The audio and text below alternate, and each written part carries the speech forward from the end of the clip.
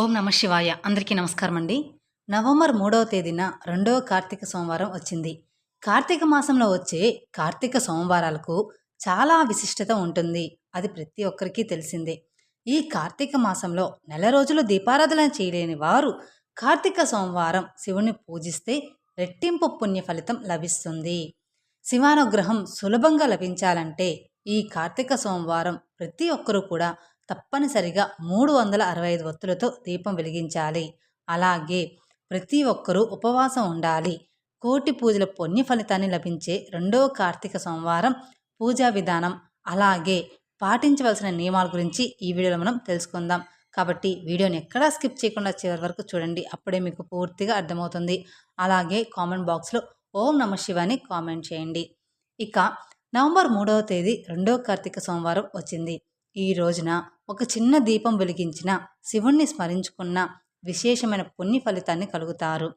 ఈ కార్తీక సోమవారం శివుణ్ణి పూజిస్తే 7 జన్మల పాపాలన్నీ కూడా తొలగిపోతాయని కార్తీక పురాణం వివరిస్తుంది. మరి పూజ చేసే ఆడవారు తెల్లవారుజామున నిద్రలేచి ఇంట్లో దీపారాధన చేసుకోండి. ఇల్లంతా శుభ్రం చేసి ఇంటి గడపలకు పసుపు రాసి ఇంటి ముందు ముగ్గులు వేసి ఇంట్లో దీపారాధన చేసుకోవాలి.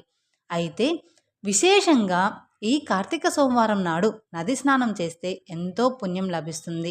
కాబట్టి పుణ్య నదుల్లో స్నానం ఆచరించి నదుల దగ్గర దీపారాధన చేస్తే చాలా మంచిది. అయితే పుణ్యం నదుల్లో స్నానాలు చేయలేని వారు నీటిలో గంగాజలం కలుపుకొని స్నానం చేయవచ్చు. లేదా నీటిలో కొంచెం పసుపు కలిపి పుణ్య నదుల పేరును తలుచుకుంటూ స్నానం చేయండి. ఈ కార్తీక సోమవారం దీపారాధన చేసేవారు చన్నీటితోనే తలస్నానం చేయాలి. ముందుగా ఇంట్లో దీపారాధన చేసి తర్వాత తులసి కోటలో దీపాలు వెలిగించాలి. ఇక పూజ చేసే ఆడవారు ముందుగా కుంకుమ బొట్టు పెట్టుకొని కాళ్ళకు పసుపు రాసుకొని చేతుల నిండా ఎరుపు రంగు మట్టి గాజులు ధరించి జడలో పువ్వులు పెట్టుకొని దీపారాధన చేయాలి. ఇలా ఏ స్త్రీ అయితే దీపారాధన చేస్తుందో ఆ స్త్రీకి నిండు సౌభాగ్యం వరిస్తుంది.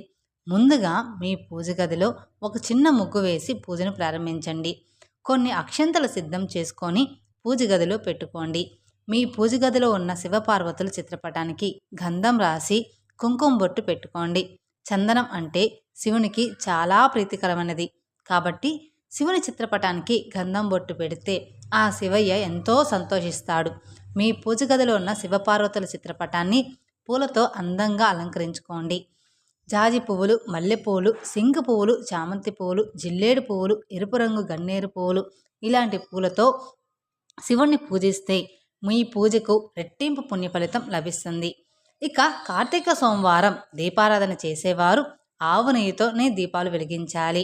ఆవు నెయ్యితో దీపాలు వెలిగిస్తే అఖండ ఐశ్వర్యం ప్రాప్తి సిద్ధిస్తుంది. శివుని చిత్రపటానికి ఎదురుగా ఆవు నెయ్యితో 2 దీపాలు వెలిగించండి.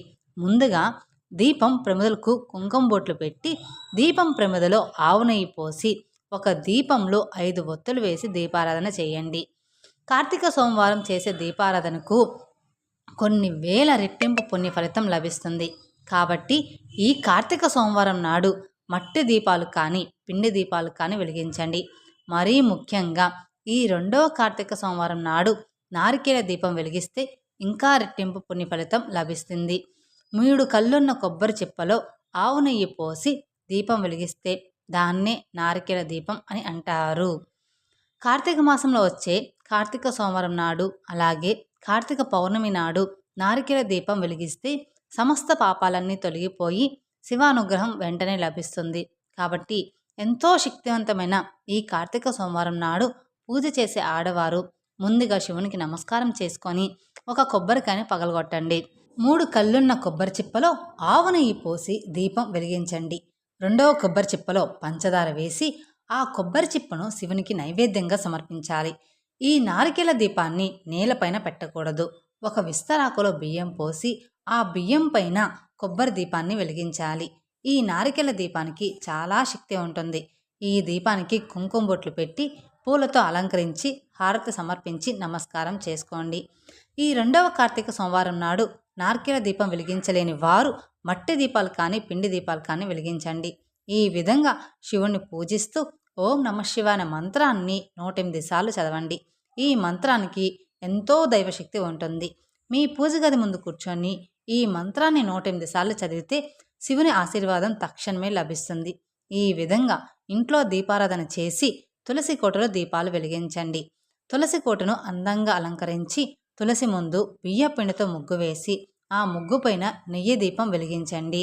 విశేషంగా ఈ కార్తీక సోమవారం నాడు తులసి మొక్కకు పచ్చిపాలు పోసి 5 ప్రదక్షిణలు చేసి నమస్కారం చేసుకోండి. డబ్బు కష్టాలన్నీ క్రమంగా తీరిపోయి ఆర్థికంగా బాగా అభివృద్ధి చెందుతారు. ఈ విధంగా ఇంట్లో దీపారాధన చేసి ఉదయమంతా ఉపవాసం ఉండాలి. ఈ కార్తీక సోమవారం ఉపవాసం ఉంటే 1000 అశ్వమేధ యోగాలు చేసినంత పుణ్య ఫలితం లభిస్తుంది. కాబట్టి ఈ 2వ కార్తీక సోమవారం నాడు ఉదయమంతా ఉపవాసం ఉండి సాయంత్రం సూర్యుడు అస్తమించిన తర్వాత ఇంట్లో దీపారాధన చేసి మీ దగ్గరలో ఉన్న శివాలయానికి వెళ్ళండి. ఈ కార్తీక సోమవారం నాడు ఏది చేసినా చేయకపోయినా శివాలయంలో తప్పనిసరిగా దీపాలు వెలిగించాలి. శివాలయంలో వెలిగించే దీపాలకు కోటి జన్మల పుణ్య ఫలితం లభిస్తుంది. విశేషంగా ఈ సోమవారం నాడు 365 ఒత్తులతో దీపం వెలిగిస్తే ఇంకా మంచి ఫలితం ఉంటుంది. అలాగే ఉసిరి దీపం వెలిగించినా సరే అఖండ రాజయోగం సిద్ధిస్తుంది. ఉసిరి చెట్టు కింద ఉసిరి దీపాలు వెలిగిస్తే ఇంకా మంచిది. తులసి కోటలో కూడా ఉసిరి దీపాలు వెలిగించవచ్చు. అలాగే ఈ కార్తీక సోమవారం నాడు ఉసిరి చెట్టుకు ప్రదక్షిణలు చేస్తే లక్ష్మీ కటాక్షం వరించి మీ ఇంటి సంపద అభివృద్ధి చెందుతుంది.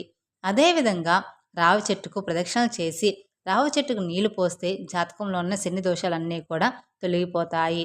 అలాగే రావి చెట్టు కింద నువ్వుల నూనెతో దీపం వెలిగిస్తే అప్పుల బాధలన్నీ త్వరగా తీరిపోతాయి. ఇలా ఏదో ఒక విధంగా శివాలయంలో దీపాలు వెలిగించండి. ఇక ఈ రోజున చేసే శివాభిషేకాలకు కోటి పూజలు చేసినంత పుణ్య ఫలితం లభిస్తుంది. శివలింగంపై చెంబుడు నీళ్లు పోసినా సరే ఆ శివయ్య ఎంతో మురిసిపోతాడు. కాబట్టి ఆవపాలతో కానీ గంగాజలంతో కానీ శివలింగానికి అభిషేకం చేయండి. అదేవిధంగా చెరుకు రసంతో శివాలయానికి అభిషేకం చేస్తే డబ్బు కష్టాలన్నీ తీరిపోతాయి. అలాగే ద్రాక్ష రసంతో శివలింగానికి అభిషేకం చేస్తే జాతక దోషాలన్నీ కూడా తొలగిపోతాయి. ఈ విధంగా వివిధ రకాల ద్రవ్యాలతో శివునికి అభిషేకం చేయిస్తే శివుని ఆశీర్వాదాన్ని సులభంగా పొందొచ్చు.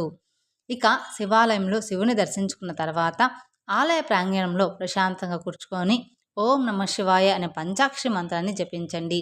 ఇక ఉపవాసం ఉన్న ఆడవారు నక్షత్ర దర్శనం చేసుకొని మీ ఉపవాసాన్ని విరమించి భోజనం చేయవచ్చు.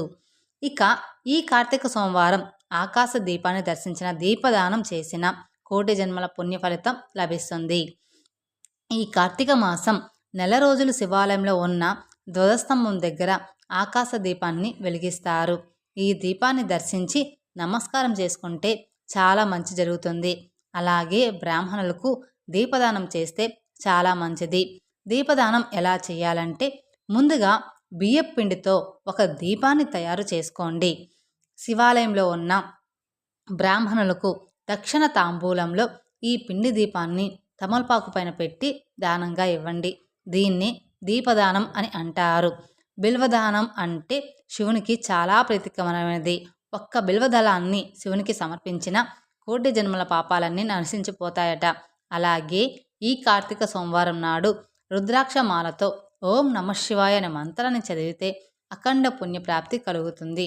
అలాగే ఈ రోజున పేదవాళ్ళకు అన్నదానం చేస్తే మీ జీవితంలో ఉన్న దరిద్రాలన్నీ బాధలన్నీ కూడా తొలగిపోయి మీకు మంచి రోజులు ప్రారంభమవుతాయి. ఈ విధంగా ఈ 2వ కార్తీక సోమవారం నాడు భక్తి శ్రద్ధలతో శివుని పూజించి అష్టైశ్వర్యాలను సులభంగా పొందండి. ఈ వీడియో కనుక మీకు నచ్చినట్లయితే మరికొందరికి షేర్ చేయండి. మొదటిసారి మీరు మా ఛానల్ చూస్తున్నట్లయితే మా ఛానల్ సబ్స్క్రైబ్ చేసుకొని నన్ను సపోర్ట్ చేయండి. Thank you for watching my video. ఓం నమః శివాయ.